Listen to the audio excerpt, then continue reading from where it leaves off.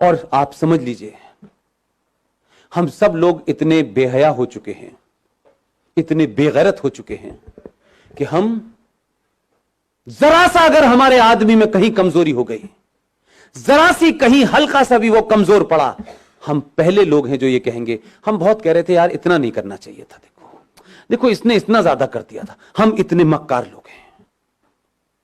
हम उसके बुरे वक्त में, क्योंकि ये उसका बुरा वक्त नहीं है, ये देश का और राष्ट्र का बुरा वक्त है। इस वक्त कुछ भी नहीं सोचना है मुझे, न मैं सोचना चाहता हूं, न मेरी कोई महत्वाकांक्षा है। हम अगर 5 लोगों को जगा सकते हैं तो 5 को जगाएं, क्योंकि हमारे यहां कुछ लोग सो नहीं रहे हैं, हमारे यहां जगे हुए लोग भी सोने का बहाना कर रहे हैं। लिहाजा ऐसे सम्मेलन हर दिन होने चाहिए, हर जगह होने चाहिए, सड़कों और चौराहे पर होने चाहिए और खुले में होने चाहिए, ताकि एक बार में लाखों लोग सुने। इसकी यह महत्वता नहीं है कि इसमें कौन बोलने आया है, कौन चीफ गेस्ट है, कोई ना कोई आता रहेगा। और आपने सोचा भी नहीं होगा कि इस देश में 15-20 लोग इसी समय देश के अलग अलग कोनों पे बोल रहे हैं। उनका किसी पार्टी से कोई संबंध नहीं है, वो किसी पार्टी के ऑफिस नहीं गए। हमारा राष्ट्रवाद राज्यसभा की कुर्सी तक महफूज नहीं रहना चाहिए। अब हम राज्यसभा में आ गए तो हमारा राष्ट्रवाद पूरा हो गया, अब हमें सत्ता की मलाई खानी है। उससे पहले हम बहुत राष्ट्रवादी थे। मैंने कई लोगों को रातों रात बदलते देखा है पिछले 6 महीने में, माफ कीजिएगा।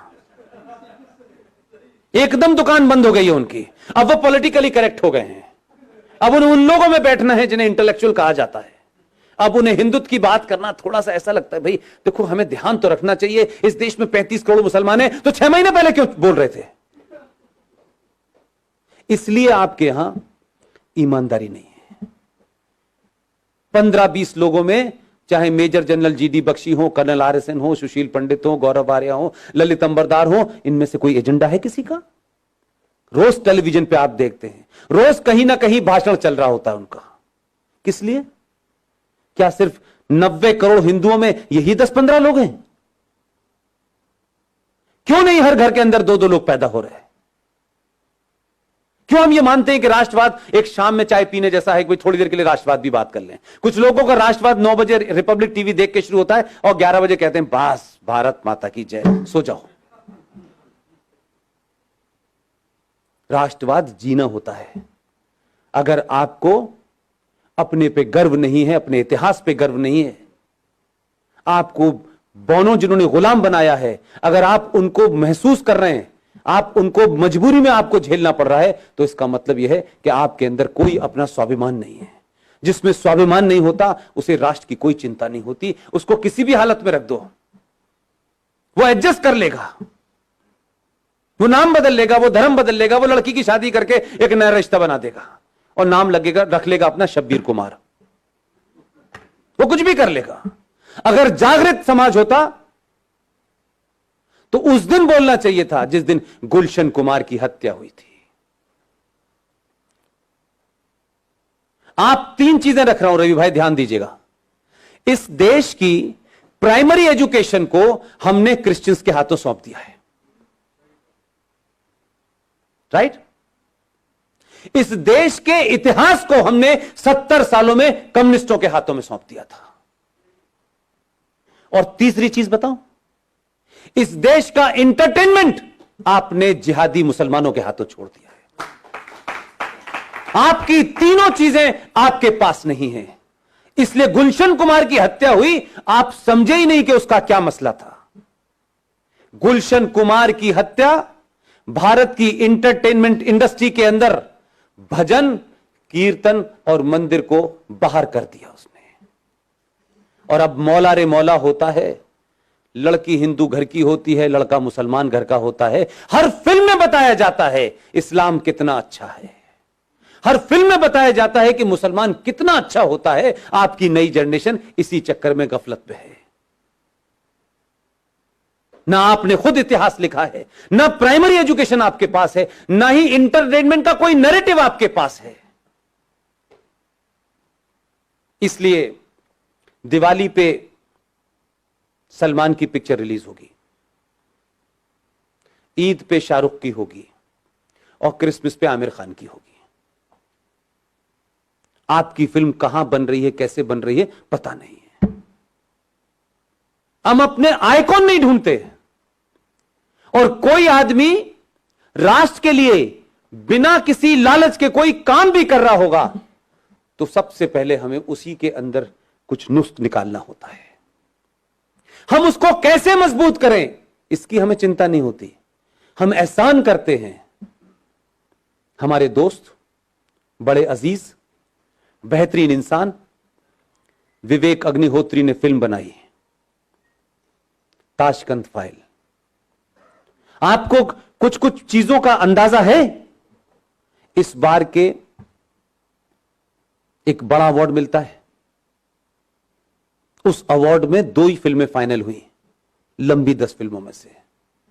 एक कोई गिल्ली डंडा फिल्म बनी थी, क्या बनी थी, कुछ गली बॉय, एक वो थी और एक ताशकंद फाइल थी। दुख दूसरा है मेरा, सत्ता बदली लेकिन अभी व्यवस्था नहीं बदली है। जिस मोहतरमा ने नरेंद्र मोदी को चिट्ठी लिखी 50 लोगों के साथ में सूड और मक्कार इंटेलेक्चुअल्स के नाम पर, उस बंगाली महिला वो उसकी चेयरमैन थी।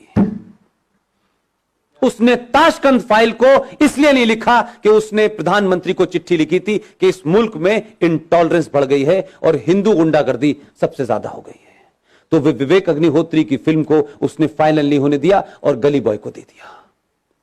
कहां कहां लोग बैठे हुए हैं जो अपने एजेंडे को चला रहे हैं, लेकिन मैं पूछता हूं आपने कहां देखी? सर हमने मोबाइल पे देखी। अरे मेरे भोले लोगों, ताशकंद फाइल को पिक्चर हॉल में देखने जाते तो उसके 2 रुपए विवेक अग्निहोत्री को मिलते। विवेक अग्निहोत्री जैसे लोग बड़ी मुश्किल में तो हैं, लेकिन हम उनको इनडायरेक्ट भी ताकत नहीं दे सकते। वो किन किन से लड़ रहा है, किन हालात में बना रहा है, और उसके बावजूद डिस्क्रिमिनेट करने वाली ताकतें उसका डिस्क्रिमिनेशन कर रही हैं। लेकिन 90 करोड़ में से 10 करोड़ लोग तय कर लेते कि इसकी फिल्म देखने जाएंगे, क्या फर्क पड़ता है यार, हमारा नॉलेज ही बढ़ जाएगा, वो ओरिजिनल डॉक्यूमेंट ही देखने को मिल जाएंगे, क्या फर्क पड़ रहा है। एक बार तय कर लेते। वो अब कश्मीर फाइल बना रहे हैं। कैसे बना रहे हैं मैं जानता हूं। जरूरी नहीं है कि हर चीज का ढंडोरा पीटा जाए ढम ढम करके तभी होगा। दूसरी ताकतें इतना मजबूत करती हैं उनको कि पैसा वही बट रहा है पूरे उसमें। पूरी फिल्म इंडस्ट्री 2 हिस्सों में खड़ी हुई है, लेकिन जो आपके साथ है वो ताकत में नहीं है। वहां काम उसी को मिलेगा जब उस एजेंडे वाले के पास जाएंगे। 272 स्क्रिप्ट राइटर हैं, उन्हीं से लिखवानी है आपको फिल्म, पैसा घुमा के वहीं जाना है,